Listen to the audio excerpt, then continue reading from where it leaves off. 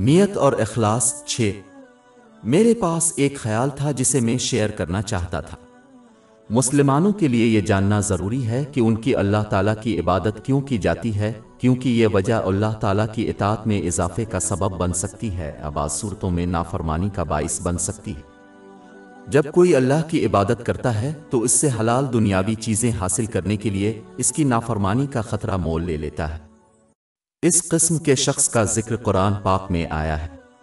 باب 22 الحج آیت 11۔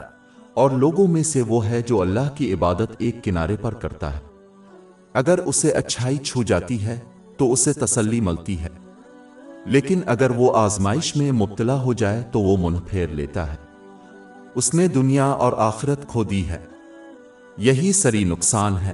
جب وہ اللہ تعالیٰ کی اطاعت کرتے ہیں تو دنیاوی نعمتوں کو حاصل کرنے کے لیے جب وہ ان کو حاصل کرنے میں ناکام رہتے ہیں یا کسی مشکل کا سامنا کرتے ہیں تو وہ اکثر ناراض ہو جاتے ہیں، جو انہیں اللہ تعالیٰ کی اطاعت سے دور کر دیتا ہے۔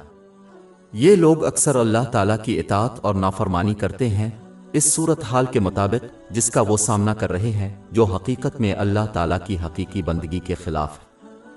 حالانکہ اللہ تعالیٰ سے حلال دنیاوی چیزوں کی خواہش کرنا اسلام میں قابل قبول ہے، لیکن اگر کوئی اس طرز عمل پر قائم رہے تو وہ اس آیت میں مذکور کی طرح ہو سکتے ہیں۔ آخرت میں نجات اور جنت حاصل کرنے کے لیے اللہ تعالیٰ کی عبادت کرنا بہت بہتر ہے۔ مشکلات کا سامنا کرتے وقت یہ شخص اپنے رویے کو تبدیل کرنے کا امکان نہیں رکھتا ہے، لیکن سب سے اعلیٰ اور بہترین وجہ اللہ تعالیٰ کی اطاعت کرنا ہے، صرف اس لیے کہ وہ ان کا رب اور کائنات کا رب ہے۔ یہ مسلمان اگر مخلص ہوگا تو ہر حال میں ثابت قدم رہے گا، اور اس اطاعت کے ذریعے انہیں دنیاوی اور دینی دونوں نعمتیں حاصل ہوں گی جو دنیاوی نعمتوں سے بڑھ کر پہلی قسم کے انسان کو حاصل ہوں گی۔ آخر میں مسلمانوں کے لیے ضروری ہے کہ وہ اپنی نیت پر غور کریں اور اگر ضروری ہو تو اس کی اصلاح کریں تاکہ ان کو اللہ تعالیٰ کی اطاعت پر ثابت قدم رہنے، اس کے احکام کی تعمیل، اس کی ممانعتوں سے اجتناب اور صبر کے ساتھ تقدیر کا سامنا کرنے کی ترغیب ملے۔